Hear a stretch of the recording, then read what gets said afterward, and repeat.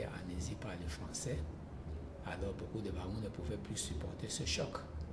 Alors beaucoup ont décidé donc de quitter le royaume Bamoun pour dire que autant mieux aller mourir ailleurs ou bien s'installer ailleurs parce qu'on ne peut pas vivre dans un royaume où le roi n'est pas.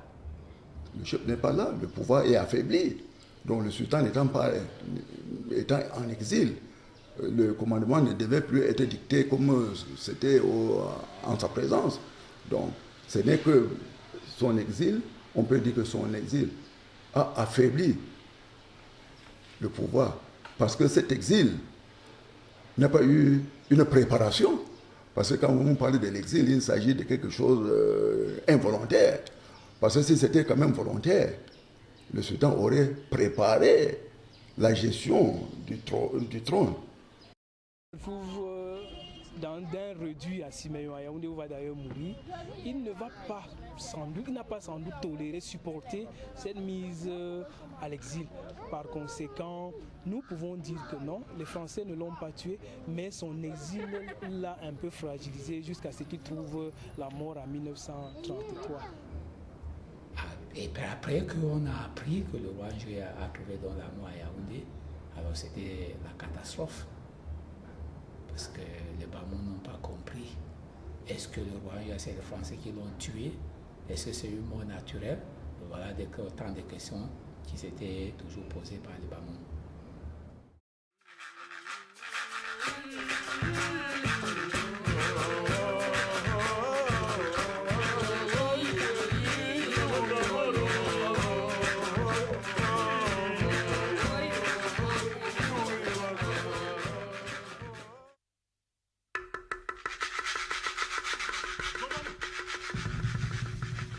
Le roi Njoya est ce 17e monarque de la dynastie Bamoun, qui est né du roi Sambou, le 16e de la dynastie, et de la reine Jeanne-Doudié Elisabeth. Et ce jeune monarque avait donc pris le pouvoir à 4 ans à la mort de son père. Et c'est sa maman, donc Jeanne-Doudié, qui avait donc assumé la régence pendant une quinzaine d'années. Et ce roi Njoya a eu aussi à marquer l'histoire du peuple Bamoun par une série d'inventions.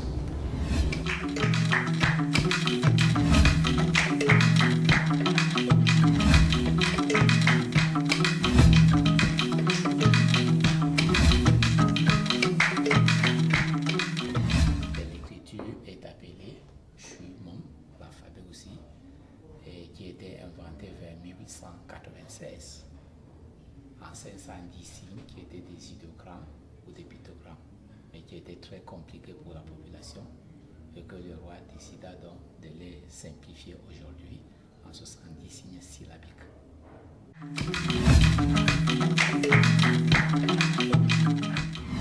Pour le roi Njoya, pour avoir plus de force, pour vaincre des ennemis et trouver les avantages de chaque religion, il décida donc de créer une religion syncrétiste.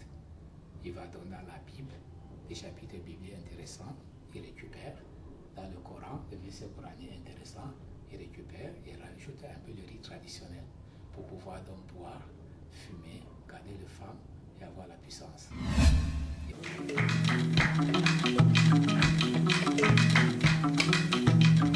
Dans ce cas de roi Njoya, c'est-à-dire les différentes positions de faire l'amour avec la femme.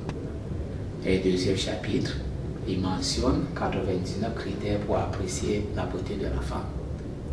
Parce que pour le roi Njoya, à l'époque, n'ayant pas donc trouvé la femme idéale, et décidant donc de se marier à plus de 600 femmes pour rassembler tous les critères de beauté.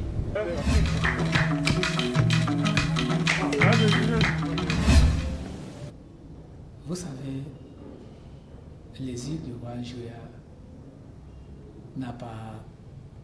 n'avait pas été même la bienvenue pour le peuple Bamoun. Parce que créer un espace pour l'exil du roi Njoya, bien sûr que ça reste une histoire, mais je crois que c'est peut-être un peu comme créer un peu de rébellion alors contre les Français.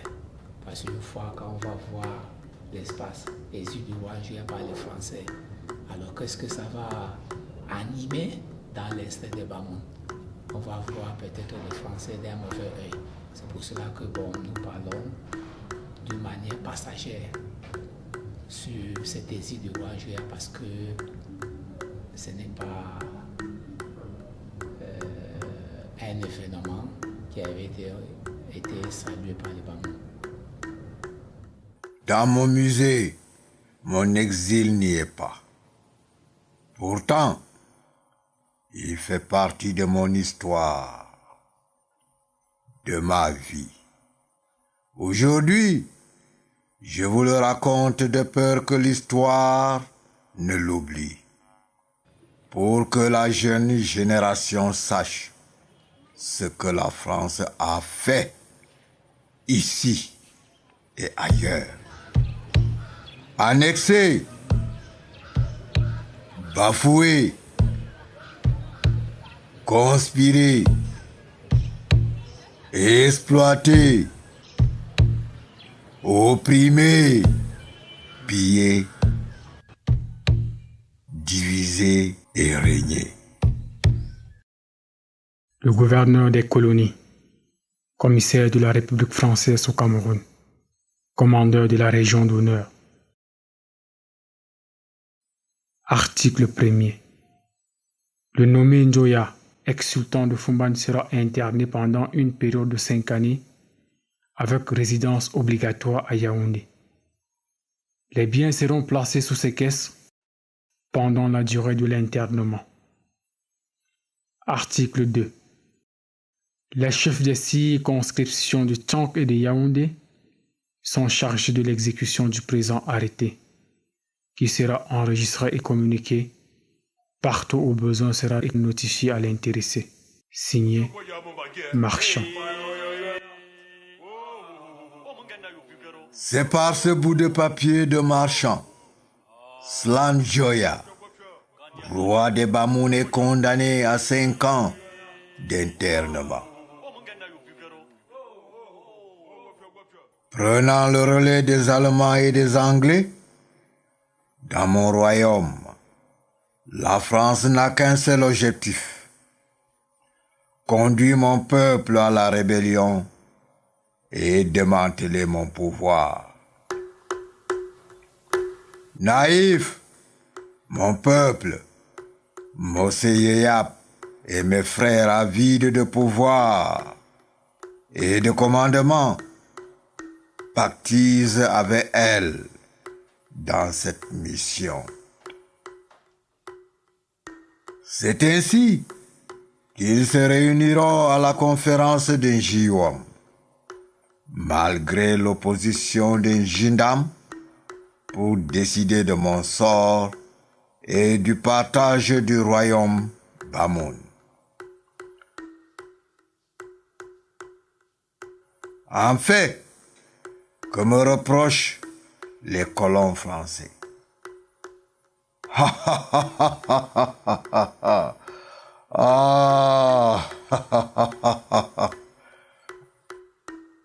Voilà ce que me reproche la France. Joya a plusieurs femmes et trop d'enfants. Joya vit dans un grand palais. Joya a servi le peuple. Joya possède toutes les terres et cultures du royaume Bamoun. Joya a le droit de mort et de vie sur les Bamoun. Joya refuse d'être auxiliaire de l'administration française. Imaginez, avec un tel chef d'accusation, comment échapper à la machine destructrice du colon français. Eh bien, même si j'incarnais toutes ces accusations, seuls les Bamoun avaient le droit de me juger, de me sanctionner, de m'enlever au trône royal. Avant les Français, j'ai connu les Allemands et les Anglais. Les Allemands sont les tout premiers colons à se présenter dans mon royaume. Arrivés à Fumban, Je les reçois avec la main tendue et sincère.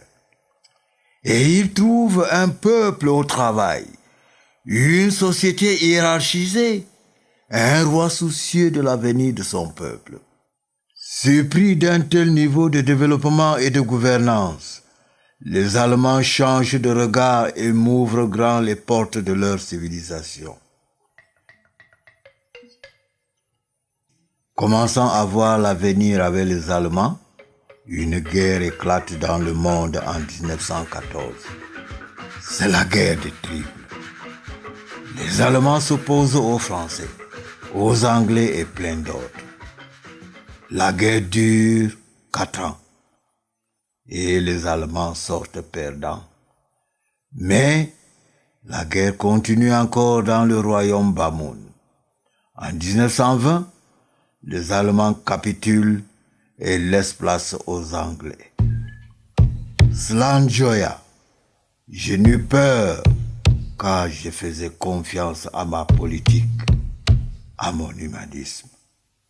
Avec les Anglais, j'ai eu la même posture, une relation respectueuse et harmonieuse. Avec les Français, les Bamouns veulent s'opposer à leur installation. Slanjoya, j'ai dit aux Bamouns, laissez-moi gérer le problème avec les colons français. Kafama Kwanda, Maduenkon Baviadala, Slan Saoka, et des personnes mok Derma, Slan Sarans Mana Mazia, Derma Sa Alaumen, Mukma Masandu, Pouler Ailishgen, Bavia Yarba, Hakma. Suite à des accusations fausses, la France interdit l'apprentissage de mon écriture, interdit le Ngouane et le Ja, divise mon royaume en chefferies supérieures, fait traverser une route principale à l'intérieur du palais et construit une maison en remplacement de ce dernier. Koufenchi, ne pouvant accepter un tel opprobre, je m'exile à Mantoum, loin du palais.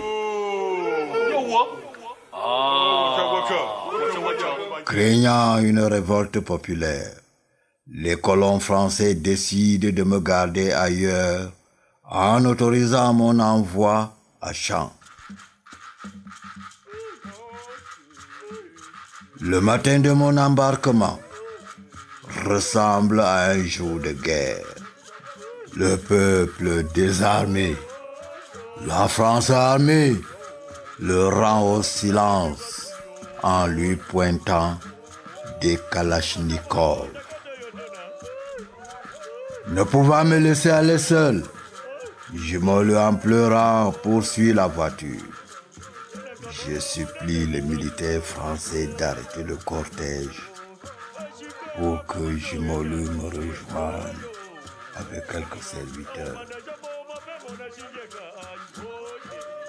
C'est la dernière fois que je suis roi, que je suis avec le peuple.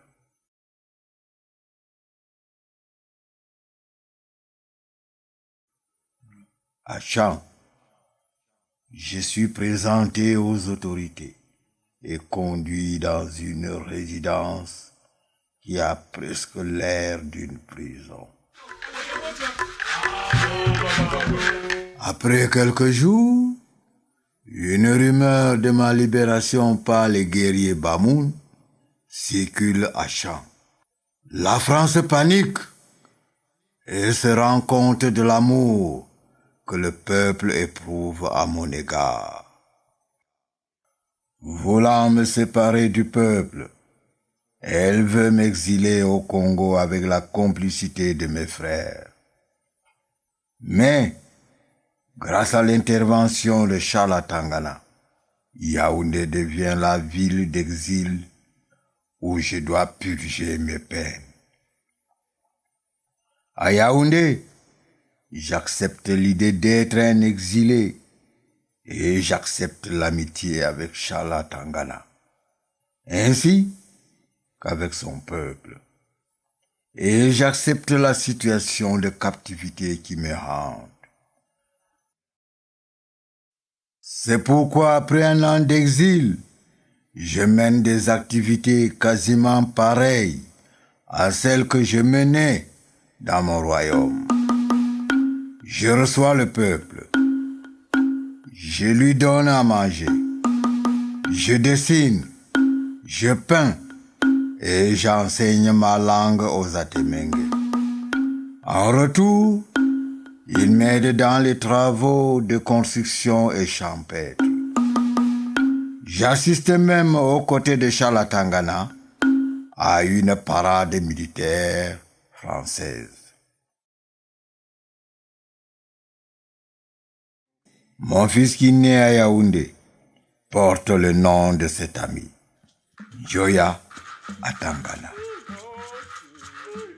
Cependant, je ne peux supporter l'esprit d'être Slan Njoya Fombière, un roi emprisonné par la France et surveillé par Charles Tangana. En 1933, le fait de penser que Slan Njoya, sultan roi de Bamoun, est un prisonnier français, et surtout que le colon a fait de mon frère Jikoto, sultan par intérim. Je tombe dans un choc psychologique qui me conduit à l'isolement. Je commence à m'enfermer dans ma chambre. Je refuse toute visite avec les miens. Seule ma femme est autorisée à y entrer. En mai 1933, je vis mes derniers jours à Yaoundé. Ma santé s'aggrave. Ma respiration diminue. Jimolou et les autres m'amènent à l'hôpital. Là-bas, le docteur me fait une radiographie. Puis, je regagne mon domicile. Quand la nuit approche, je commence à voir les signes de la mort. C'est le début d'une longue agonie.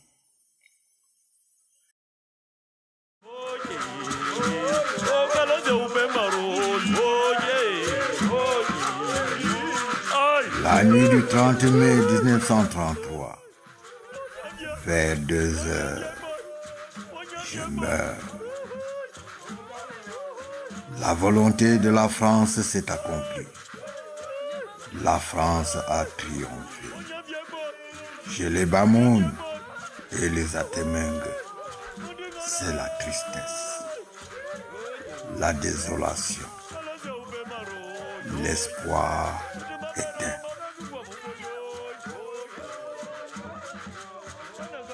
Avisé, l'administration coloniale française veut que je sois inhumé à Yaoundé. Mais, après des tractations entre Jimolou et elle, la décision de me ramener à Foumban est prise. Le lendemain, dans un cortège sans limite, couvert par des pleurs et des désolations, les Atemengue et les Bamoun me pleurent.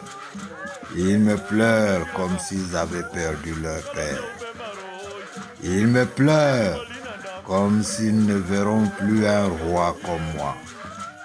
Ils me pleurent car ils ont trouvé en moi un homme juste, soucieux du bien du peuple.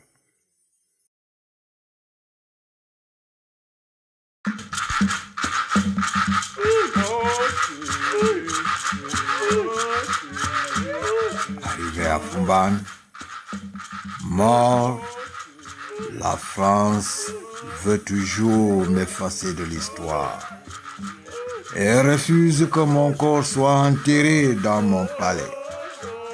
Elle veut qu'on m'enterre dans une brousse. Mes frères et le peuple s'opposent cette fois. et je suis enterré avec mes pères et mes mères. Derma Chenchele, Baviar Kapa, Malingwanson, Yarba Vensner Amsalamu, Pamsepa, Abiria, Stefanik, Slansa, Komen, Kafa, Yarbama, Demaren, Slandinra, Pantu, Dusa, Rotara, Unti, Fran Monjus, Fran Jimodu Seydou, Fran Monjus, Fran Bombonjoya, Demaren, Santadan, Dingra, Pantu, Dusan, Rotara, Unti, Fran, Zia, Pantu, Dusan, Pansepa, Dingra.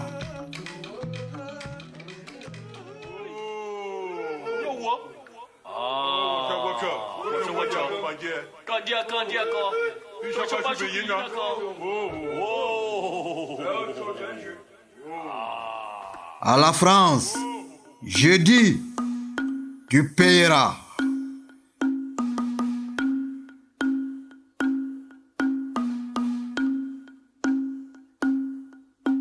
Hegel disait déjà, nul ne peut boire et manger pour un autre.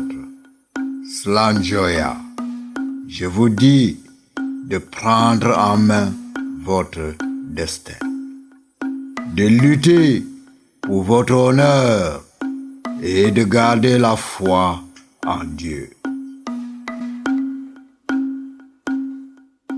Aujourd'hui, le royaume Bamoun est devenu le département du Noun, à l'avènement de l'État-nation. La France a fait semblant de partir et la République est restée.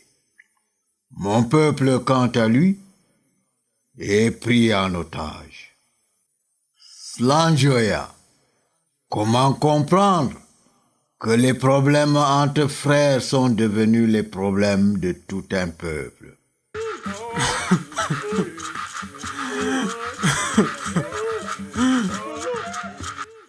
Comme moi, l'histoire vous écrira.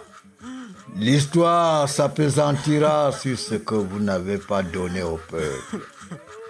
Battez-vous pour le peuple et ne vous combattez pas pour lui.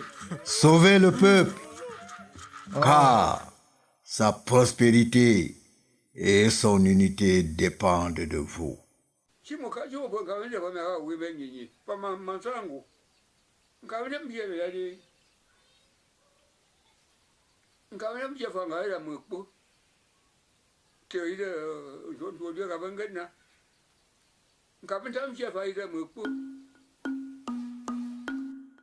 Lorsque je devins roi, je renonçai à cette habitude de faire exécuter beaucoup de gens. J'y renonçai même avant l'arrivée des Blancs. Je porte les fautes commises par mes pères contre les gens. Je les porte comme un homme porte à la fois un éléphant sur sa tête, un hippopotame sur son dos, un buffle sur son bras gauche, une gazelle sur son bras droit et un bois autour de ses reins. Je veux les porter, même si on y ajoute encore, car je ne veux pas renier la race de ceux qui m'ont précédé, pas plus que celle de ceux qui viendront après moi. Slanjoya, vous êtes comme mes pères, je n'ai pas à vous craindre, et vous n'avez pas à me craindre. L'aide que je veux vous apporter ne finira que lorsque Dieu m'appellera. Le roi Joya avait vécu jusqu'à présent.